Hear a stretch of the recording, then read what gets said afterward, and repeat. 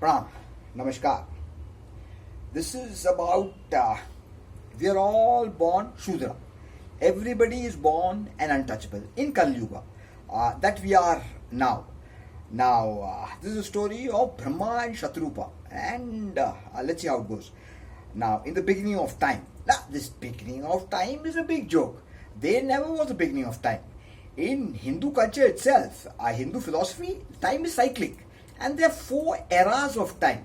And we are right now in Kali Yuga, the dark ages, where everybody is blind and chasing all worldly pleasures, passions, everything. Everybody is far from his divine nature, completely in darkness.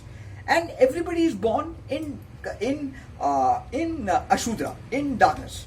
As even Sri Krishna says, man is born in delusion. Swami Bhaskarananda says, caste, originally determined by aptitude, was made hereditary by people in positions of power to perpetuate their caste-based privileges. So that is that, about caste. Now, people need an identity, and many people still hang on to that. We are high caste now, but the man who is educated knows this is all rubbish. It's just for small-time people. And now look at it. There have been vicious documentaries I've seen. The Brahmin today are the sweepers and low caste. That is really being vicious. Yeah. There are some Brahmins or low caste and who are doing sweepers. My mates itself in my colony, some are Brahmin, but some are Christians, some are Muslims. So we cannot generalize. It is finally up to the person. And we know today from science, man is a mix of nature and nurture. So nature is one aspect, genetics. It plays a role. And nurture, what you put into yourself. Now, then you're going to begin to everything is, you're going to free will and determinism. Everything is predestined, all that. Let's not get into all that. Let's get into this in the beginning of time. Now, as I said, beginning of time is rubbish. Fact is, today we know there's only this moment now. That's why Eckhart Tolle wrote that beautiful book, The Power of Now. There's only this now. Where everything is created and destroyed and doesn't exist anywhere else. That is the beauty. When Einstein, before he died, he was very perplexed by this one thing. He always felt that if he's not watching the moon will still be there. But today we know that if you're not watching the moon is not there. When you're watching the moon, you're creating the moon by your participation. Otherwise, the moon doesn't exist. It has baffled everybody. What the hell is happening here? Nobody knows. So, without that observer, nothing exists. It is very crazy, man. That's when you realize, oh, there's something really phenomenal happening here. Oh, Jesus Christ, Krishna, Allah, something magnificent. We are bloody complete bandar, monkeys. How much ever we study, even 100 years from now, we'll still be monkeys. We'll understand a lot more things, but we'll be monkeys.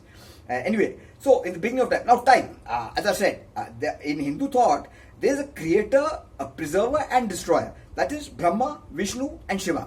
Brahma is creator, Vishnu is a preserver, the one living life, Krishna as his form, or Shiva, the destroyer. And it is all happening simultaneously in this moment, where it is created and destroyed.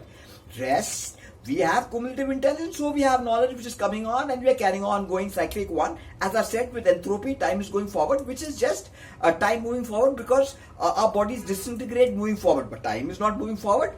Space-time itself is just a chaos. That is all. There is nothing moving forward, backward. South American community, they look at the past in front and the future behind, because the past you can see and the future you can't. So this is all rubbish. And Einstein commented, the past, present and future are stubbornly persistent illusions. It is. But he is looking at world from the highest realization, beyond space-time, the state of God. Be still and know that I am God. The state of Mahakal, who's observing Kal, the state of Shiva of Mahakal, who's observing Kal, the space, time, energy and consciousness. Anyway, in the beginning of time, Brahma created a female deity, Shatrupa, beautiful deity, really beautiful, and he fell in love with her. Everywhere she went, he started staring at her, and every direction he looked, his head started multiplying.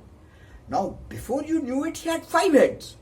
Shiva was watching this, and you know Shiva, he is a crazy god. He gets very pissed off very easily. He said, what kind of fellow is this? He creates a woman and he's bloody ogling at his own daughter. Very useless fellow. So Shiva got pissed off, took his sword and cut off one of Brahma's heads. That is how now Brahma has 4 heads. But philosophically, Brahma's 4 heads represent the 4 Vedas. Now, I'll tell you another story about these 4 Vedas. 4 Vedas are beautiful books. They have I mean, great wisdom is timeless. It's got nothing to do with time. It's beyond time. It's beyond space-time. It'll always be wisdom. Wisdom is only wisdom. Or even a genius is judged if his work is in timelessness. Like a Mozart. We still listen to his music today because his work is timeless. That is how you judge a genius. That's how it's a classic. That's how it's wisdom. It is timeless. Now, in the beginning of time, I told you about that. Now, the story of Shankaracharya about how books by themselves are quite worthless. If you don't have love in your heart and understand what you're reading, you can read a lot of things and be very knowledgeable, but be an idiot on the ground. One Shankara, who proposed Advaita, that is one of the Vedantic philosophies of non-duality. Everything is one. There is no observe and observe, there is only observation. This is what Shankara said. Today, physics confirms. And Shankara said in 8th century. Crazy. And so once Shankara, after he proposed Advaita, was going for a walk, morning walk. From the other direction, Shudra was approaching with 4 dogs, street dogs. Shankara saw this, got pissed off, and he started walking in another direction. Then the Shudra spoke, but Shankara, you say all men are one, everything is one, but you see me and have age-old prejudice of this caste that I am a Shudra, whatever you're thinking, but you don't see me as one, you're disgusted by my sight. Where is your wisdom? At that moment, Shankara, it struck him, the wisdom hit him. He said, oh Jesus, this is Lord Shiva testing me. And those 4 dogs represent the 4 Vedas. And he fell at the Shudra's feet and begged for forgiveness. So, understand this. Learn everything, go higher. As Albert Einstein said, more the knowledge, less the ego. Less the knowledge, more the ego. Most people catch on to the identity of caste because they're blind. They want something, I'm superior, all this, that's all rubbish. A man who reads will understand in the deepest meaning, we're all nothing. There's nothing. So have respect for all being whatever he's doing. There's nobody important, there's nobody less important. Yes, we all have roles. A leader is there. A leader has a role. And we have to follow the leader. That is different because we are a community and we have to have some sort of a system to work. We have to follow a leader. He's also performing a role. But a leader is one who will respect everybody. Only that he gets respect from everybody, that he's a good leader. He cannot be disrespecting people. Nobody will respect him. He cannot be a leader. Leader is playing a role. And the sweeper is playing a role. Everybody is playing a role in society. That was original Hindu community of respect. Everybody is unique, playing a role in society, respect for all. As Sri Krishna says, I am the life of all that lives. So, everything is an aspect of Krishna. Forget this high caste, low caste, that's all bullshit. That happened in the Middle Ages when only the Brahmins were educated and they were misleading people that they are some very special beings and all that. That same realization now everybody can have. And nobody is born divine. In Hindu philosophy itself, you have to be a Dvija, a twice born. So, your birth is useless. That is your physical identity. If you're stuck with it, you're still blind. You have to break away from that to wake up to your universal identity. And that you see mankind as one. That is being twice born. In Christianity, they call that born again. I don't know what they call that in Islam. I don't know if they have that concept. But it is about waking up to all mankind as one, they believe in brotherhood. That is an awakening. Being stuck to your birth is rubbish. Even Jesus says something which Christians will get psyched. I told one Christian, he said, no, that's me. Some misinterpretation. Jesus spoke Arabic or something, he told me. Jesus said, one who doesn't hate his father, mother, his friends and even his own self cannot be my disciple. Most people have told me, that is a misinterpretation. Jesus would have never said that. No, I understand Jesus. God is over father, mother, friends, everything. You have to love him more than that. Doesn't mean disrespect your father and mother, because in Hindu philosophy, a mother, we are Matradeva Bhava. Respect your mother as God. So, respect your mother, but realize there's something over that. And you have to break away from your family identity to be a Dvija, twice born, to appreciate God. To appreciate all mankind as one family. Cheers. I hope you understood. Time, beginning of time. I don't know what I talk about, but I'll end with something about Kabir.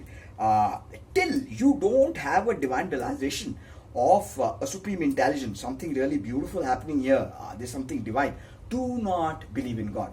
100% with Kabir Das. Complete. I have read so many people. Kabir Das, amazing. Completely amazing. He's true. Till you don't have a personalization, because it's very personalization. Do not believe in God. It is an intuition. God, for the one who believes, it cannot be proved. And for one who doesn't believe, it cannot be proved. For one who believes, he needs no proof. So it's very fancy, a very tricky subject. For the one who believes, he is a complete nasha. It may be Allah, Ram, maybe Jesus. You cannot explain. The blind one will hang on to it like an army fighting for it. Those are all jokers. Forget them.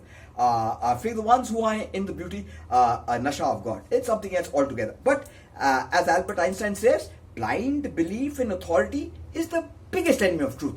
Do not believe in God till you realize it. I tell you, Shah, you carry on with your rational logic, because God is completely irrational, completely beyond rational logic. It's an intuition. You have to go beyond rational logic. Not many people can do that. They hang on to rational logic and security. It is the unknown, and you cannot know it. That's another thing. People who say they know God are stupid. You cannot know. You can recognize there is a very supreme intelligent presence. You cannot know it. The moment you know it, it is destroyed. As if then there is no mystery left. So you cannot know God. You can recognize His presence, and then it may work through you. And for that, you have to be at His feet and ask for His blessings. For the man who realizes His presence and innocently looks for it. The man who doesn't realize, please forget about it. Do not trust rational logic. Cheers. God bless.